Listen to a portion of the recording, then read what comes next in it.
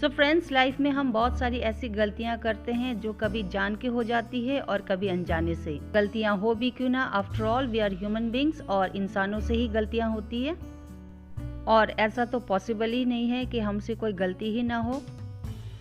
लेकिन जब भी हमसे कोई गलती होती है या फिर हमसे कोई भूल हो जाती है तो हम एक ही वर्ड का यूज़ करते हैं, आई एम सॉरी। चाहे गलती बहुत बड़ी हो या फिर गलती चाहे छोटी हो, हम इसी वर्ड का ही यूज़ करते हैं क्योंकि हमें लगता है कि ये सबसे इजी है और बोलने में भी आसान है। नो डाउट अगर हमसे कोई गलती होती है तो इट्स एब्सोल्युटली फाइन टू से आई एम सॉरी। लेकिन अगर हम आई एम सॉरी के बदले और भी कोई फ्रेजेस का यूज़ करेंगे तो it will be quite impressive, ये काफ़ी इम्प्रेस भी करेगा। सो आज के इस वीडियो में मैं आपको सिखाऊंगी इंग्लिश के ऐसे फ्रेजेस जो आप आई एम सॉरी के बदले यूज़ कर सकते हैं। इन फ्रेजेस की वजह से आप थोड़ा इम्प्रेस भी कर सकते हैं और सामने वाले को ये लगेगा कि आप वाकई में ही सॉरी फील करते हैं। So hello guys, I am Beena and I welcome you all to my YouTube channel and without wasting time let's start the video. रोज़ हमसे कोई ना कोई छोटी छोटी गलतियाँ होती रहती है और अगर आपसे ऐसी कोई छोटी गलती हो जाए जो आप बहुत आसानी से ठीक कर पाए तो उसके लिए आप ये वर्ड यूज़ कर सकते हैं, ये है my mistake. My mistake, I gave you my wrong phone number, यानी ये मेरी गलती है कि मैंने आपको अपना गलत नंबर दिया। तो ये बहुत छोटी सी मिस्टेक है जो बहुत आसानी से ठीक किया जा सकता है। तो ऐसी चीज़ों के लिए आप ये फ्रेज़ का यूज़ कर सकते हैं। सेकेंड एग्जाम्पल देखते हैं, आई मिसअंडरस्टूड यू, माई मिस्टेक। इसका मतलब है कि मैंने आपको गलत समझा, ये मेरी गलती है। ठीक है, तो आई एम सॉरी के बदले आप कह सकते हैं माई मिस्टेक। अगला जो वर्ड है वो है माई फॉल्ट। ठीक है, आई एम सॉरी के बदले आप माई फॉल्ट भी यूज़ कर सकते हैं। आइए इसका सेंटेंस देखेंगे।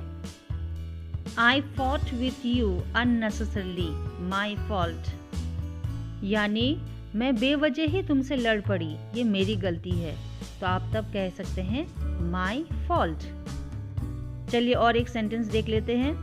आई forgot to invite you in my birthday party, my fault, यानी मैं आपको अपनी बर्थडे पार्टी में बुलाना भूल गई, ये मेरी गलती है। सो अगला वर्ड है my bad. Now my bad का मतलब ये नहीं कि मैं खराब हूँ। माई बैड का मतलब होता है आई एम सॉरी, यानी मेरी गलती है। और आजकल माई बैड बहुत ज़्यादा यूज़ में है, तो आप इसको भी अपने कम्युनिकेशन में या फिर स्पीकिंग में आप इसको यूज़ कर सकते हैं। चलिए जल्दी से इसका एक सेंटेंस देखते हैं।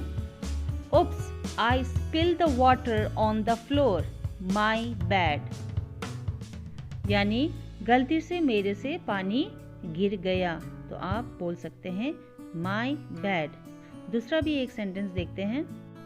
अब मान लीजिए आपकी किसी फ्रेंड का बर्थडे पार्टी था या फिर किसी की मैरिज एनिवर्सरी थी और आप भूल गए, तो आप कह सकते हैं Oops, my bad, I forgot your birthday party. अगला वर्ड है I apologise. I apologise, I forgot to give you a call. I apologise for being so rude to you. अगला वर्ड है पार्डन मी। एग्जाम्पल देखेंगे। Pardon me, I won't repeat it again, यानी मुझे माफ़ कर दीजिए, मैं दोबारा ये नहीं दोहराऊंगा। I would never pardon myself if something happens to my family। अगला जो फ्रेज है ये है I owe you my apologies। ये आप तब यूज़ कर सकते हैं, मान लीजिए आपके घर में कोई बड़े हैं, उनसे आपने कोई बदतमीज़ी की और बाद में आपको ये रियलाइज़ होता है कि मुझे ऐसा नहीं करना चाहिए था, तब आप ये फ्रेज का यूज़ कर सकते हैं, I owe you my apologies। एक एग्जाम्पल से मैं आपको समझाने की कोशिश करती हूँ। I owe you my apology. It was wrong of me to say that thing to you। यानी मेरे से गलती हुई जो मैंने आपको ऐसी बात कही, तो इसीलिए मैं आपसे माफ़ी मांगती हूँ। ठीक है, और एक एग्जाम्पल से समझते हैं। I owe you my apologies for whatever had happened yesterday. यानी जो कुछ भी कल हुआ उसके लिए मैं माफ़ी मांगता हूँ। अगला फ्रेज है I had that wrong। मान लीजिए आपसे कोई गलती हो गई है और आपको कोई मिसअंडरस्टैंडिंग हो गई है, तो आप इन सिचुएशन में ये फ्रेज का यूज़ कर सकते हैं I had that wrong। Example के साथ समझाऊंगी मैं। I had that wrong, I thought you were talking about me। यानी आपको लग रहा था कि वो दोनों जो भी है वो आपके बारे में बात कर रहे थे, बट बाद में आपको पता चला कि नहीं, वो आपके बारे में बात नहीं कर रहे थे। तो इन सिचुएशन में आप सिर्फ ये फ्रेज का यूज़ कर सकते हैं, oh I had that wrong. I had that wrong, I thought you will misunderstand me. यानी मुझे ऐसा लग रहा था कि आप मुझे नहीं समझ पाओगे, तो ये मेरी भूल थी। सो फ्रेंड्स, वीडियो को आगे बढ़ाने से पहले अगर आप मेरे चैनल पर नए आए हैं तो प्लीज़ सब्सक्राइब माय चैनल। यहाँ पर आपको बहुत सारी इंटरेस्टिंग वीडियोस देखने को मिलेगा और इन फ्यूचर भी बहुत सारी मैं इंटरेस्टिंग वीडियोस लेके आऊँगी, तो प्लीज़ अभी के अभी आप सब्सक्राइब कर दीजिए, लाइक और शेयर भी ज़रूर कर देना। और अगला फ्रेज़ है आई टेक फुल रिस्पॉन्सिबिलिटी।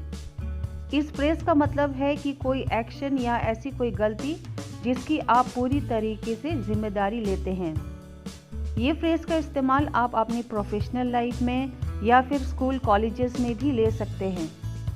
आपसे कोई गलती हो गई है और आप उसकी जिम्मेदारी लेके कहते हैं कि आई टेक फुल रिस्पॉन्सिबिलिटी, तो इससे ये लगेगा कि हाँ, आपने जो गलती की है वो आप मान रहे हो, ठीक है। तो तब आप ये फ्रेज़ यूज़ करेंगे। एग्जाम्पल से समझते हैं।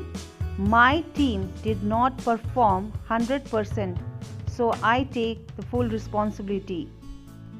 मान लीजिए आपकी कोई टीम है जो ग्रुप में काम करती है और किसी वजह से आप वो 100% अपना परफॉर्मेंस नहीं दे पाए, या फिर इंडिविजुअली भी अगर आपने अपना परफॉर्मेंस 100% नहीं दिया, तो आप इस फ्रेज़ का यूज़ कर सकते हैं, that is I take full responsibility. आप इसको किसी भी सिचुएशन में आप यूज़ करें, मैं तो सिर्फ एक एग्जाम्पल दे रही हूँ। अगला एग्जाम्पल देखेंगे। I take full responsibility for being not able to submit my project on time. इसका मतलब ये है कि मैं जिम्मेदारी लेती हूँ कि मैंने अपना प्रोजेक्ट टाइम पे सबमिट नहीं किया, तो मैं इसके लिए रिस्पॉन्सिबल हूँ। सो फ्रेंड्स, जितने भी मैंने आपको फ्रेजेस सिखाए हैं वो आप अपने सिचुएशन के हिसाब से उसको यूज़ करिए। ये ज़रूरी नहीं है कि मैंने जो सिचुएशन बताए हैं उसी में आप कहोगे, ये तो मैंने सिर्फ एक एग्जांपल दिया था। तो आपको जब भी जो भी फ्रेज़ याद आता है तो आप उसको ज़रूर अप्लाई करिए और देखिए। अब एंड में मैं आपको एक छोटा सा क्वेश्चन पूछती हूँ, प्लीज़ आप उसको कमेंट सेक्शन में ज़रूर बताना कि मान लीजिए आपसे एक फ़ोन आपके हाथ से गिर गया है और आप कह रहे हो कि मेरे से गलती हो गई है और मैं आपके लिए एक नया फ़ोन ला के दूँगी, तो आप इसको कैसे कहेंगे? आप प्लीज़ कमेंट सेक्शन में इसको लिख के ज़रूर बताना। So friends, thanks for watching this video. अगर आपको पसंद आया है तो प्लीज़ लाइक एंड शेयर ज़रूर कर देना, और ऐसे ही इंटरेस्टिंग वीडियोज़ के लिए please subscribe my channel. See in the next video.